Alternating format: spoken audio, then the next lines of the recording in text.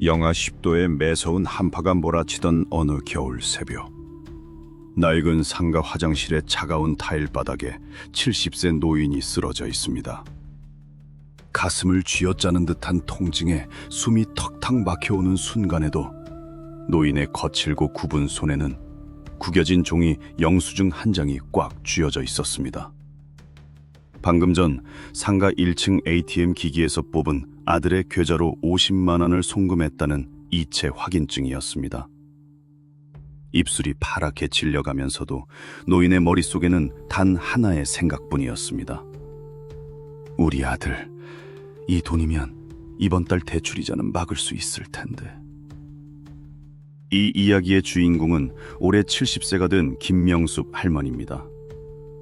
명숙 할머니는 젊은 시절 남대문 시장에서 작은 반찬 가게를 하며 억척스럽게 아들을 키워냈습니다. 일찍 남편을 여의고 홀로 남겨진 그녀에게 세상의 전부이자 살아가는 유일한 이유는 아들 박지훈 42세였습니다.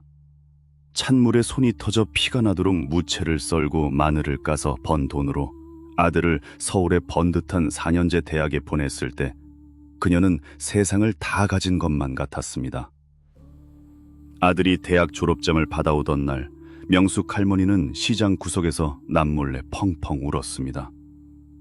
자신의 고생이 드디어 보상받는다고 믿었기 때문입니다. 하지만 70세가 된 지금 명숙 할머니의 삶은 그 시절의 희망과는 거리가 멉니다. 평생을 바친 반찬 가게는 코로나 시절 치솟는 월세와 줄어드는 손님을 감당하지 못해 결국 빚만 남긴 채 접어야 했습니다. 현재 할머니는 은평구에 빛이 잘 들지 않는 낡고 습한 반지하방에 홀로 살고 있습니다. 관절염으로 무릎 연골이 다 닳아 걷는 것조차 버겁지만 그녀는 매일 새벽 4시면 어김없이 일어나 동네의 5층짜리 상가 건물을 청소하러 나섭니다. 계단을 오를 때마다 뼈가 부딪히는 찌릿한 통증이 온몸을 덮치지만 단 하루도 쉴 수 없습니다. 매달 25일이면 사업을 한답시고 고군분투하며 빚에 쪼들리는 42살 아들에게 어떻게든 50만 원의 돈을 쥐어주어야 했기 때문입니다. 명숙 할머니의 반지하방에는 보일러가 제대로 돌아간 지 오래되었습니다. 도시가스 요금이 무서워 한겨울에도 낡은 전기장판 하나에 온몸을 녹이며 밤을 지새웁니다. 식사는 시장에서 버려지듯 싸게 파는 시든 배추를 주워다 끓인 묽은 된장국과 식은 밥 한 덩이가 전부입니다. 고기 한 근, 과일 한 봉지 사 먹는 법 없이 모든 돈을 긁어모읍니다. 자신이 굶고 춥게 지내는 것은 아무렇지 않았습니다. 오히려 아들의 짐을 덜어주는 쓸모있는 늙은 어미가 될 수 있다는 사실이 그녀의 마지막 자존심이었습니다. 가끔 아들에게 전화를 걸 때면 명숙 할머니는 헛기침을 몇 번 하며 목소리를 가다듬습니다. 행여나 감기에 걸린 표를 내면 아들이 걱정할까봐 밥은 소고기국에 든든하게 먹었다며 선의의 거짓말을 합니다. 그러면 수화기 너머의 아들은 "네 어머니, 저 지금 바빠서 나중에 다시 걸게요" 라며 황급히 전화를 끊습니다. 통장에 돈을 보낸 날에만 "어머니, 돈 잘 받았어요. 감사해요" 라는 짧은 문자가 올 뿐입니다. 명숙 할머니는 아들이 한 번도 나중에 다시 전화를 건 적이 없다는 사실을 애써 외면하며 오늘도 지갑 속 아들의 낡은 증명사진을 어루만지며 새벽 찬바람 속으로 걸음을 옮깁니다. 명숙 할머니의 몸은 이미 오래전부터 한계를 넘어서고 있었습니다.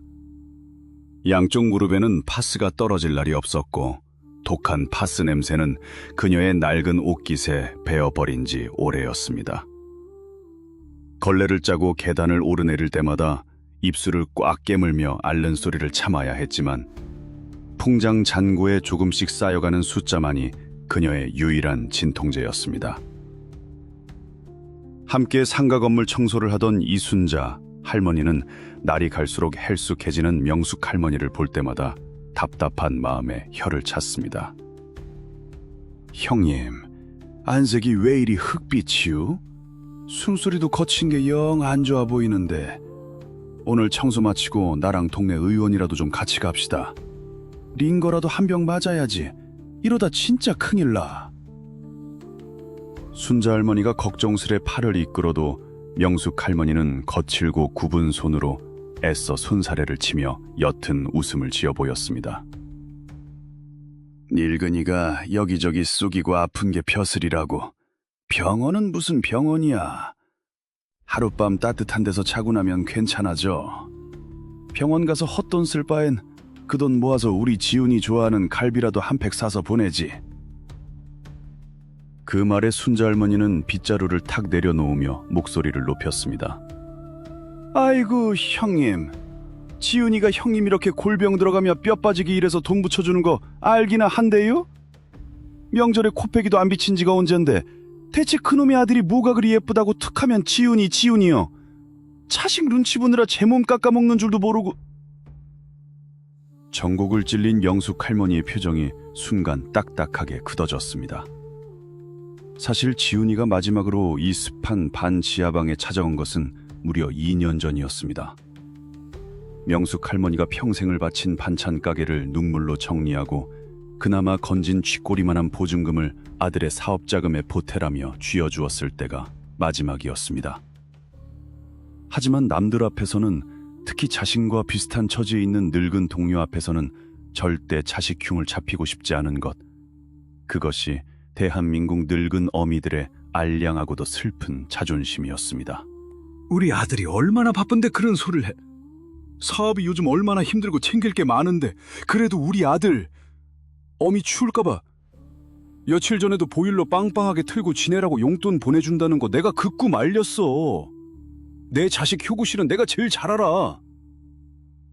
서글픈 거짓말이었습니다. 아들은커녕 며느리조차 안부 전화 한 통 없었지만 명숙 할머니는 스스로 만들어낸 처절한 위안 속에 자신을 숨겼습니다. 밖에서는 아들 자랑을 늘어놓으며 허세를 부렸지만 무거운 발걸음을 이끌고 집으로 돌아와 곰팡내 나는 텅 빈 방에 홀로 앉으면 뼈저린 외로움과 공허함이 파도처럼 밀려왔습니다.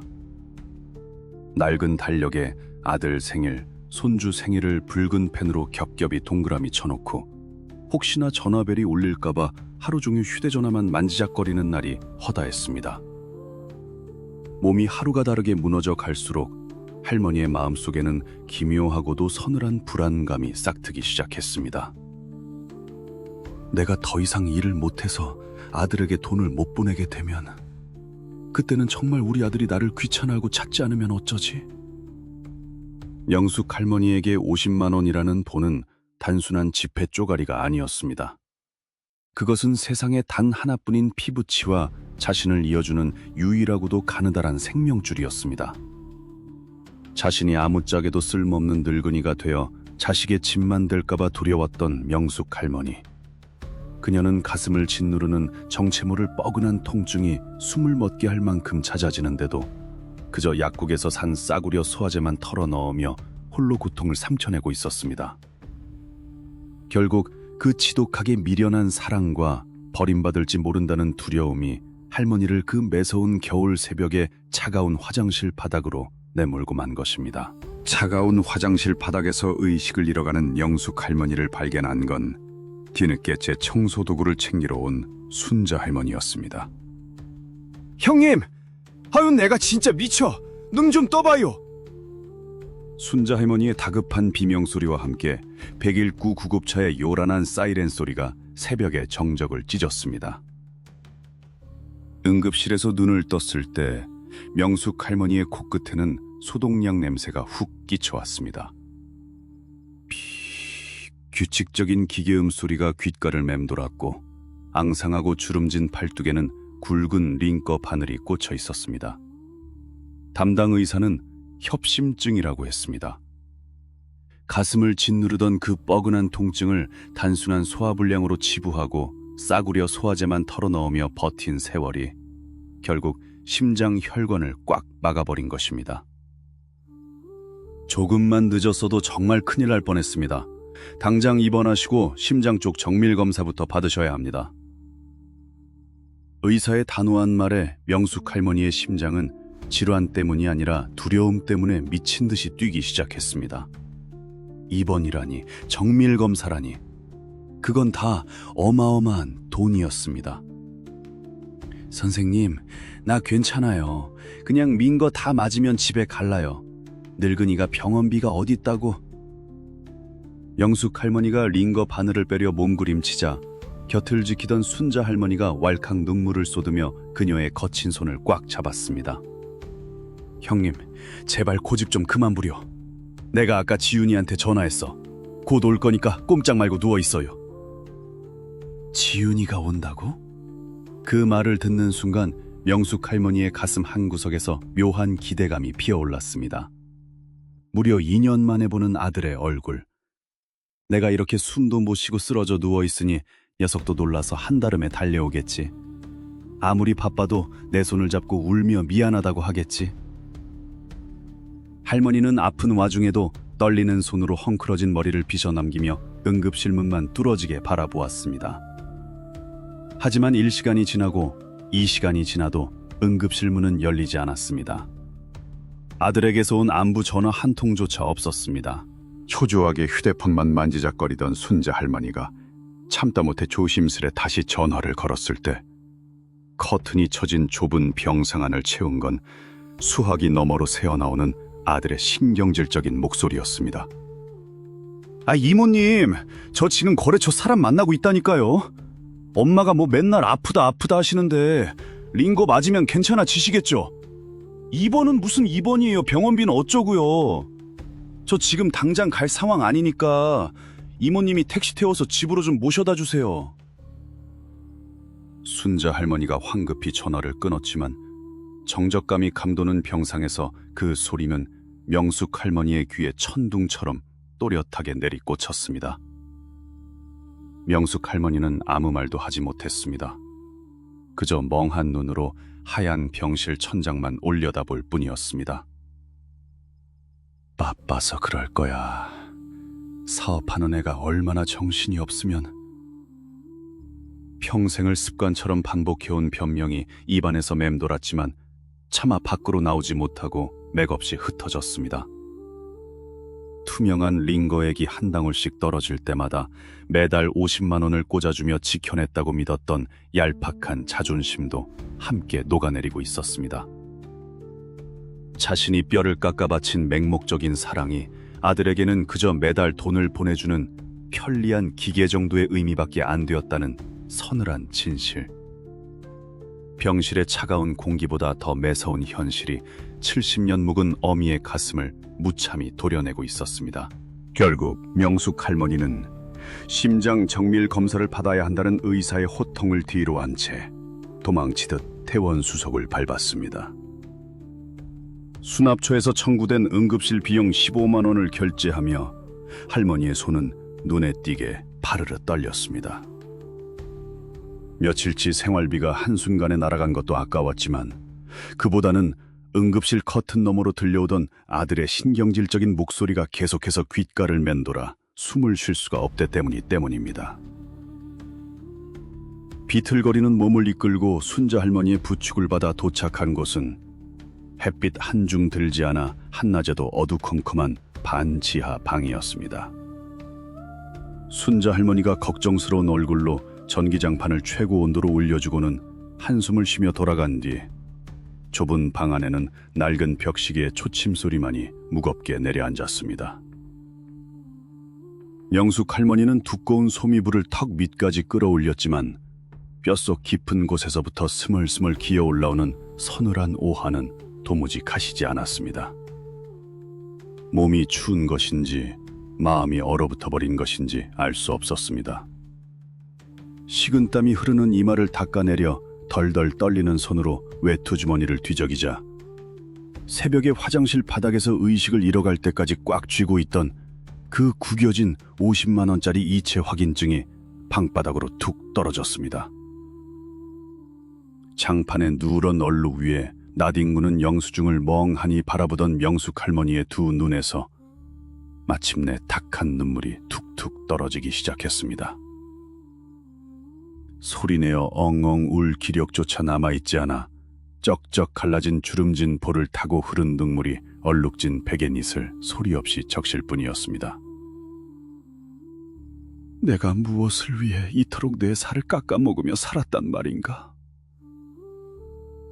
새벽 찬바람을 맞으며 상가 화장실에 남이 토해놓은 오물을 맨손으로 치우고 관절염으로 퉁퉁 부은 다리를 질질 끌며 계단을 오르내려 번 돈이었습니다. 그 피 같은 돈을 보내주면 아들이 고마워할 줄 알았습니다. 적어도 어미가 쓰러졌다는 소식을 들으면 만사를 제쳐두고 달려와 내 손을 붙잡고 울어줄 줄 알았습니다. 하지만 벽에 걸린 낡은 달력, 아들의 생일과 손주의 100일 날짜에 겹겹이 쳐둔 빨간 동그라미들이 오늘따라 마치 선명한 핏자국처럼 할머니의 가슴을 후벼 팠습니다. 어미의 맹목적인 희생은 아들에게 그저 당연한 권리이자 귀찮은 의무, 그 이상도 이하도 아니었던 것입니다. 그렇게 꼬박 이틀을 어두운 방에 누워 물 한 모금 제대로 넘기지 못하고 앓고 있을 때였습니다. 굳게 닫혀있던 미닫이 문이 조심스레 열리더니 낯익은 목소리가 들려왔습니다. 아주머니, 안에 계시오? 내 죽 좀 쏘았어. 문 좀 열어봐요. 동네 노인정에서 회장을 맡고 있는 최기석 73세 할아버지였습니다. 은퇴 전 시청 복지과에서 평생을 일했던 그는 팍팍한 동네 늙은이들의 사정에 누구보다 밝은 사람이었습니다. 동네 상가를 지나다 순자 할머니에게 명숙 할머니가 심장병으로 쓰러졌다는 소식을 전해 듣고는 손수 따뜻한 전복죽을 보온통에 담아 들고 찾아온 것이었습니다. 최 회장은 방 안을 가득 채운 싸늘한 냉기와 며칠 새 반쪽이 되어버린 퀭한 명숙 할머니의 몰골을 보고는 말없이 혀를 끌끌 찼습니다. 그는 방구석에 덩그러니 놓인 차가운 밥솥을 한 번 쳐다보고는 벽에 기대어 힘겹게 숨을 몰아쉬는 명숙 할머니 앞에 자리를 잡고 앉았습니다. 영숙 할머니는 누추한 모습을 들킨 것이 부끄러워 애써 마른 세수를 하며 변명하듯 입을 뗐습니다. 아이고, 회장님, 냄새나는 늙은이 방에 뭐하러 오셨어요? 우리 지훈이가 알면 지가 당장 모셔간다고 난리를 칠 텐데. 애가 요즘 사업이 워낙 바빠나서 내가 오지 말라고 신신당부를 했어요. 별것도 아닌데. 그 순간 평소라면 허허 웃으며 맞장구를 쳐주었을 최 회장의 표정이 무섭도록 차분하게 굳어졌습니다. 그는 명숙 할머니가 미처 숨기지 못한 바닥에 구겨진 이체 확인증을 물끄러미 내려다보더니 한숨을 깊게 내쉬며 나지막하지만 단호한 목소리로 입을 열었습니다. 명술 아주머니, 도대체 언제까지 그렇게 스스로를 속이면서 살 캡니까? 네? 그게 무슨... 바빠서 못 온다고요? 오지 말라고 신신당부를 해요.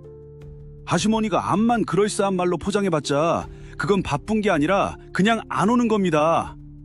아니, 아주머니가 오지 못하게 만든 겁니다. 영숙 할머니의 두 눈이 크게 흔들렸습니다. 누군가 자신의 가장 아픈 상처를 억지로 들쑤시는 것 같아 가슴이 철렁 내려앉았습니다. 내가 시청 복지과에서 30년 넘게 일하면서 별의별 노인네들을 다 만나봤어.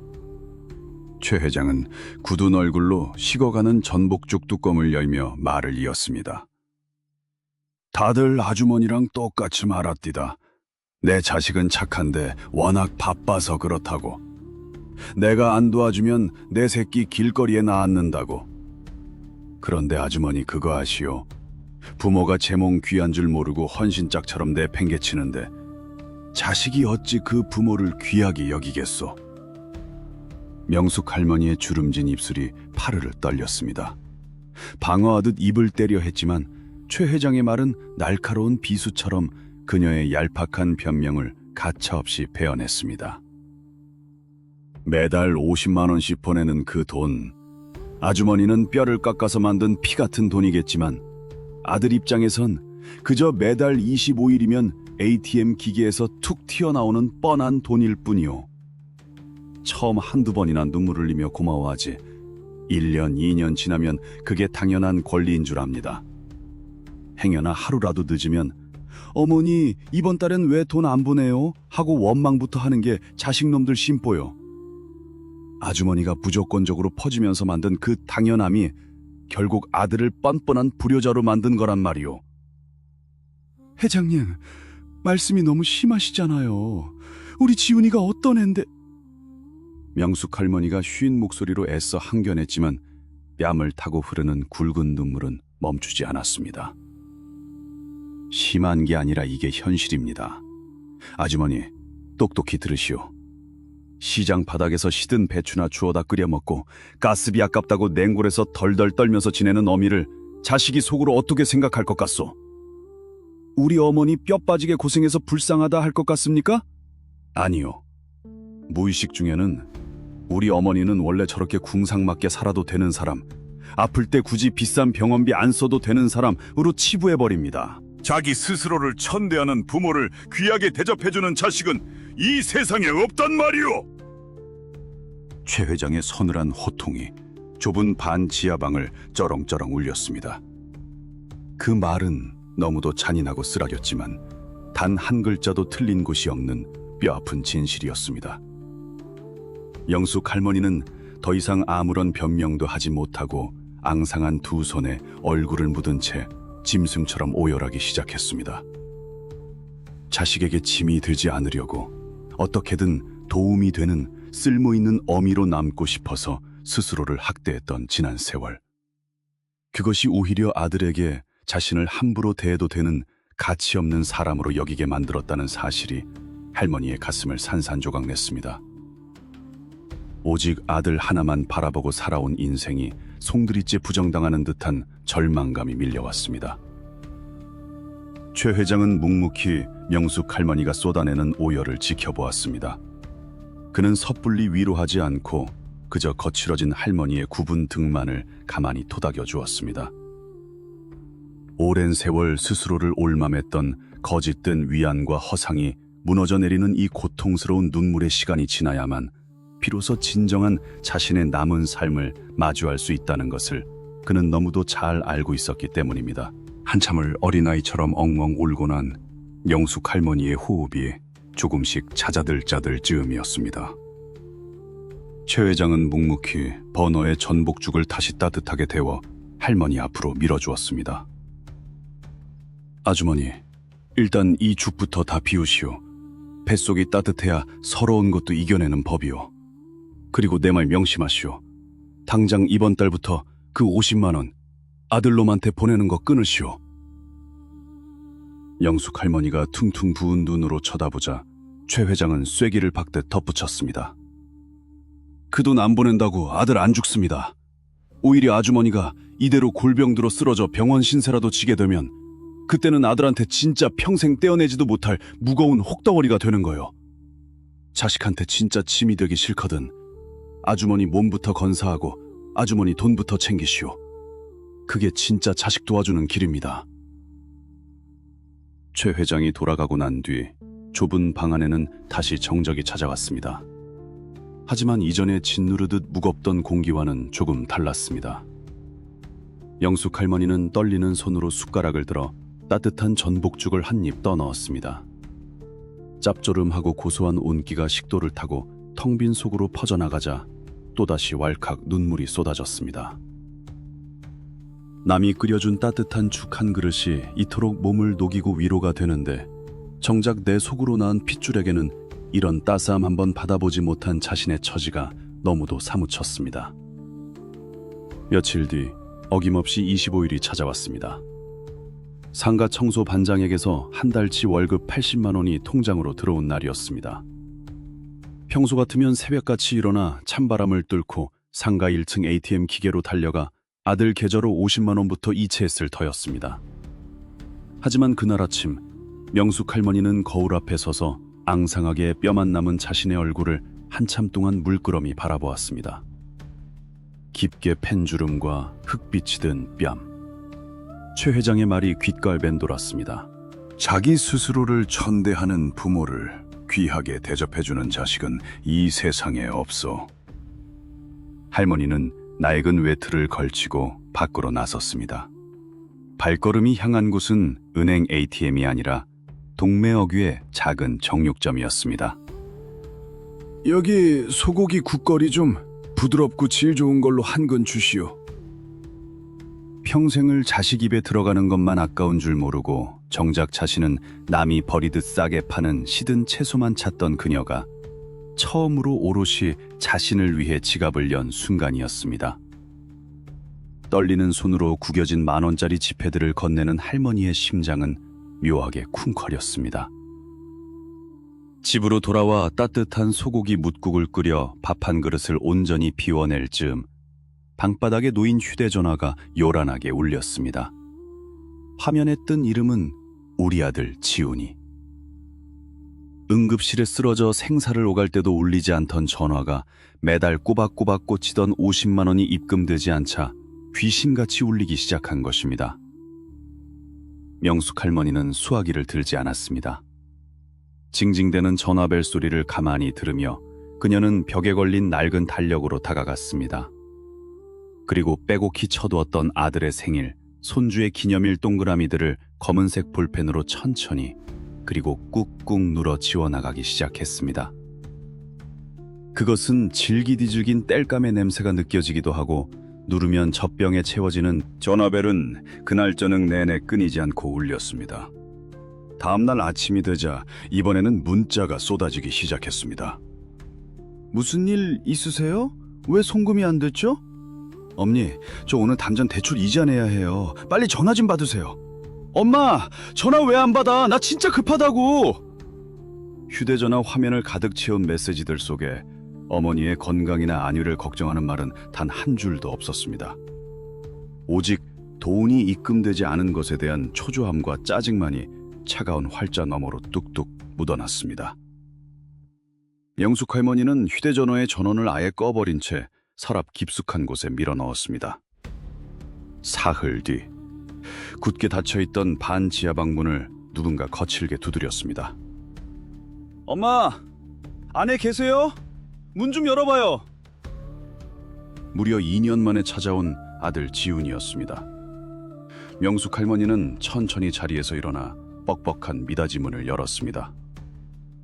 문 앞에 선 아들의 얼굴에는 늙은 어미에 대한 반가움이나 걱정보다는 뜻대로 되지 않는 상황에 대한 짜증이 가득했습니다.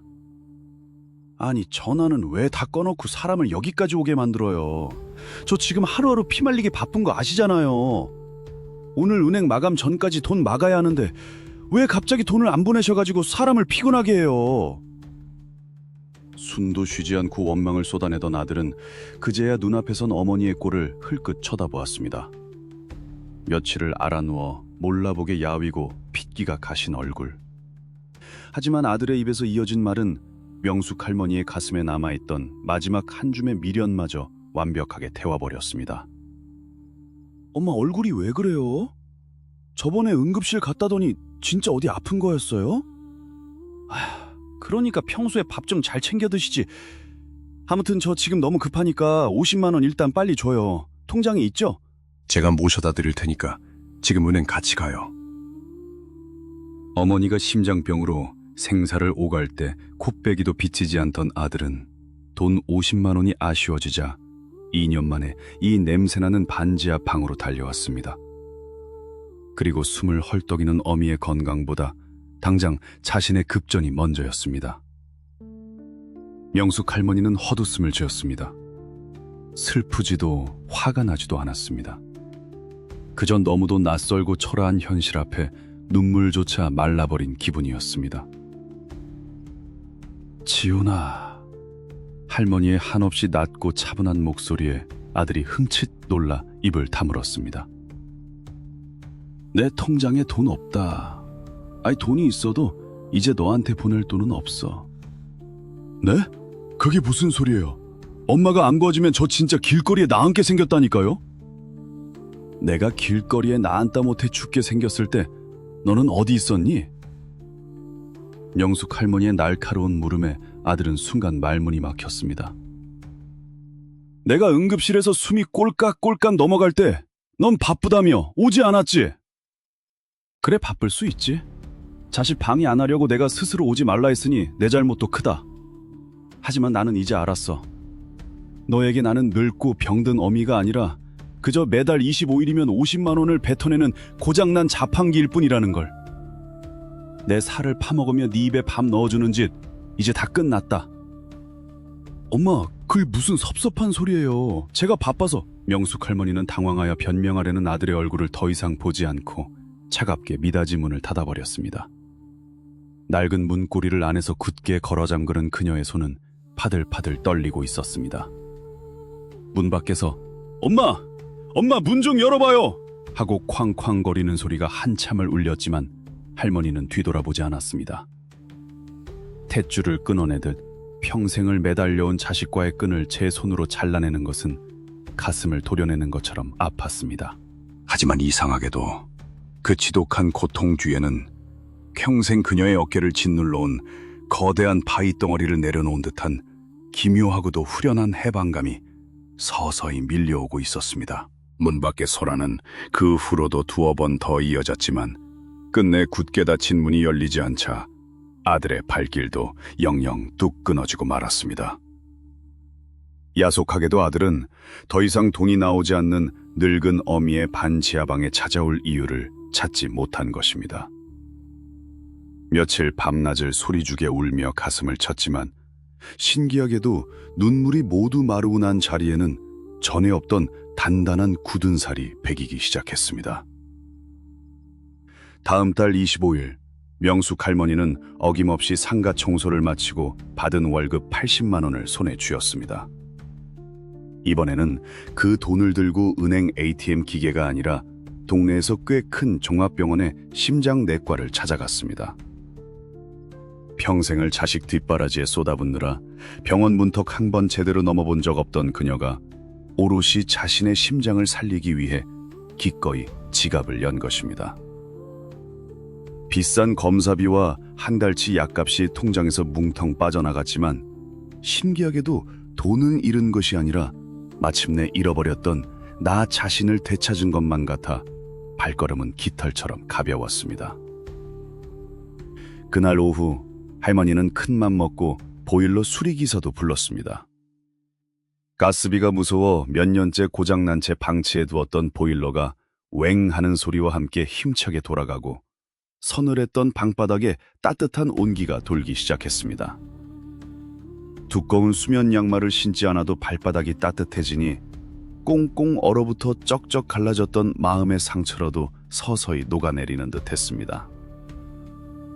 며칠 뒤 상가 복도에서 다시 만난 순자 할머니는 명숙 할머니를 보고 깜짝 놀라 빗자루를 떨어뜨릴 뻔했습니다. 아, 형님, 며칠 새 얼굴에 웬 화색이 이렇게 돌아요? 흑비치던 얼굴이 뽀얘진 게 10년은 젊어진 것 같네.